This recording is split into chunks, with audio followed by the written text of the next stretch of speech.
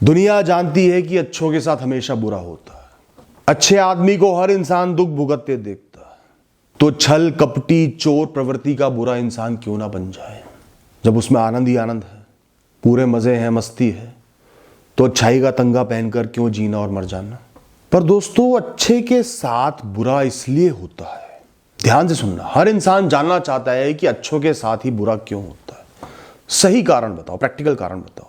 तो अच्छों के साथ बुरा इसलिए होता है, या अच्छों के साथ अच्छा इसलिए नहीं होता क्योंकि तुम उसकी यात्रा को, उसकी कहानी को, उसके जीवन को बीच में कहीं देख रहे हो। पूरी कहानी देखकर बोलते मैं मान जाता। तुम रेगिस्तान की तरफ आगे बढ़ रहे हो, एक बहुत विशाल रेगिस्तान की तरफ बढ़ते जा रहे हो, पर रास्ते में झीलें पड़ रही हैं, छायादार फल से लदे हुए वृक्ष पड़ रहे हैं, रास्ता साफ है। वो ठंडे प्रकृति से भरे हुए पहाड़ों की तरफ जा रहे हैं, पर रास्ता बिल्कुल सूखा पड़ा है, पथरीला है, झाड़ झंकार है, कांटे चुभ रहे हैं, टूटे हुए पुलों पर संभल कर चलना पड़ रहा है। तो तुम्हारे लिए क्या उसके साथ बुरा हो रहा है और तुम्हारे साथ अच्छा हो रहा है? सोच के बताना।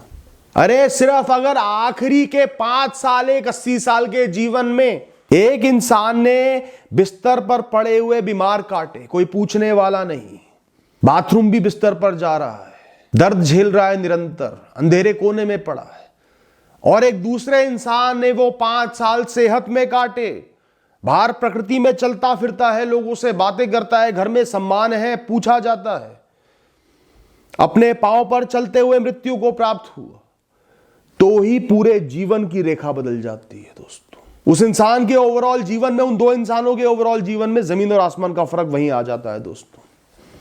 और तुम वहां तक तो कभी देखते भी नहीं। 4 चीजें ना मिलना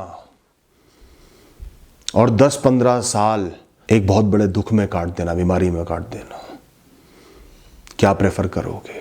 मैं कुछ लोगों को पर्सनली जानता हूं जो आर्मी में, नेवी में अफसर हैं, बड़े अफसर हैं। उनके स्टैंडर्ड का जीवन एक आम आदमी नहीं जी सकता।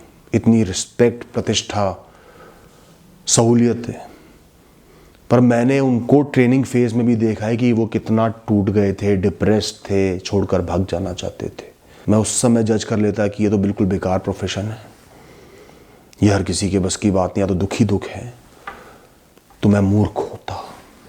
तुम जितना अपनी विल पावर का इस्तेमाल करके अच्छाई करते जाओगे, अच्छी राह पर चलते जाओगे, उतना ही कर्म तुम्हारे वैसे ही कटते चले जाएंगे, भुगतने नहीं पड़ेंगे। एक अच्छा इंसान, बहुत इंटेलिजेंट, समझदार, कभी ज्यादा कमा नहीं पाया, कभी ज्यादा सफलता नहीं मिली, घर चलता रहा, बच्चों की फीस जाती रही, सर पर छत थी, वाहन भी था, पर बिल्कुल मीडियोकर लाइफ मिली। जो डिजर्विंग था नहीं मिला। लोगों ने खूब जज करा, कितना अच्छा इंसान है, समझदार भी है, इंटेलिजेंट भी है, मिडिल क्लास लाइफस्टाइल ही जी पाया। पर उसका भाग्य रचने वाला जानता है कि इसके भाग्य में कम पैसा तो लिखा ही था, पर ऐसे लिखा था कि ये कमाएगा अपनी बुद्धि से, और वो इसी की बीमारी पर खर्च होता रहेगा, ये बीमार पड़ा रहेगा, ये पूर्ण रूप से कर्म करने के सक्षम ही नहीं रहेगा। पर उस कम कमाई के भाग्य को इसकी अच्छाई ने बदल दिया। सिर्फ अपॉर्चुनिटीज कम आई, ये रिजल्ट्स कम मिले, पर ये सेहतमंद रहा। वरना निरंतर मानसिक तनाव से, बीमारी से, दर्द से, टेंशन से जूझता रहता। पर लोगों को क्या पता, किसने देखा है किसका भाग्य कैसा था? किसको पता है कि किसके साथ क्या होने वाला था और क्या हो रहा है? हम तो यही सोचते हैं जो होना है वही हो गया है, क्योंकि हम बैक एंड का काम तो जानते ही नहीं। तो लोग उसके जीवन को देखकर यही बोलेंगे, इससे अच्छा तो चोर बन जाता, रिश्वत खा लेता, नेगेटिव बन जाता। वो लोग खुश हैं, ये दुखी है।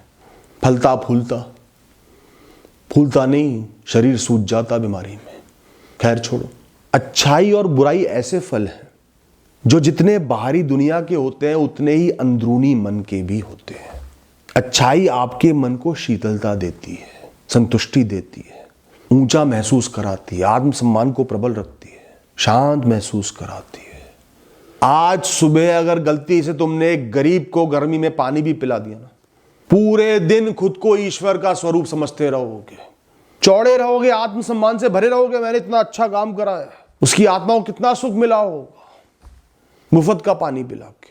फ्रिज भी तुम्हारे पिता के पैसों से ठंडा कर रहा है। सारा तुम्हारा इंफीरियोरिटी कॉम्प्लेक्स गायब एक दिन के लिए। बाहर की परिस्थिति जैसी भी हो, अंदर बहुत सुख रहेगा। तो अच्छाई का फल तो हाथों हाथ मिल गया ना, अंदरूनी रूप से तो हाथों हाथ मिल गया ना। चोर, रिश्वतखोर, गलत व्यवहार करने वाले इंसानों के मन में हमेशा डर और घबराहट बना रहता है, कहीं मैं पकड़ा तो नहीं जाऊंगा, कहीं मैं एक्सपोज तो नहीं हो जाऊंगा। दोस्तों, हराम के पैसे को ठिकाना लगाना भी एक बहुत मुश्किल काम होता है। अक्सर वो मरता ही है लोगों का, क्योंकि आप नंबर 1 में तो इस्तेमाल कर नहीं सकते, उल्टे सीधे लोगों को दे दोगे, रखवा दोगे, उल्टे सीधे कामों में लगा दोगे और वो मारा ही जाएगा। या आपके परिवार के लोग आवारा बनेंगे, अय्याश बनेंगे, आप अय्याश बनोगे, दारू में डूबोगे, अय्याशी में डूबोगे, फिर वो बीमार होंगे, आप बीमार होगे। टेम्परेरी रिजल्ट अच्छा है बस।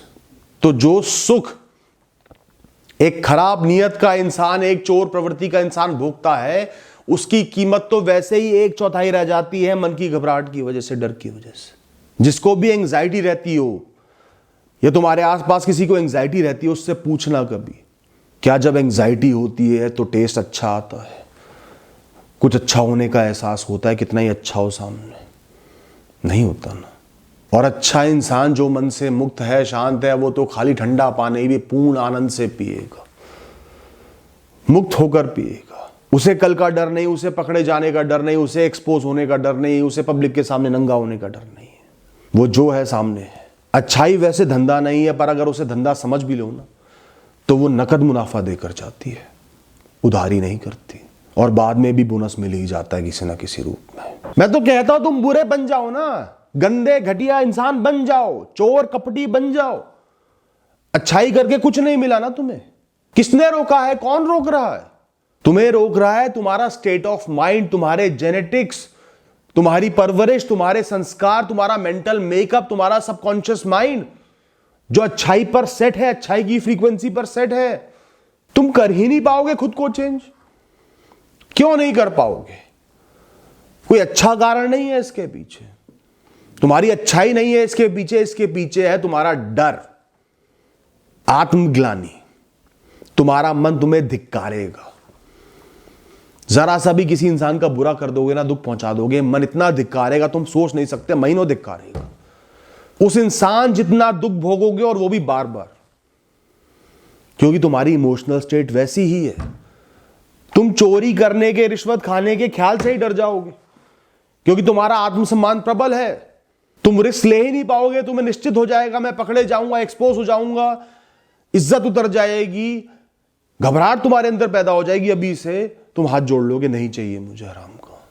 हल्का सा भी कुछ बुरा करके तो देखो। निरंतर डरते रहोगे, पकड़ा गया तो क्या होगा, पकड़ा गया तो क्या होगा, उसके बाद कभी खुद ही बुरा नहीं करोगे।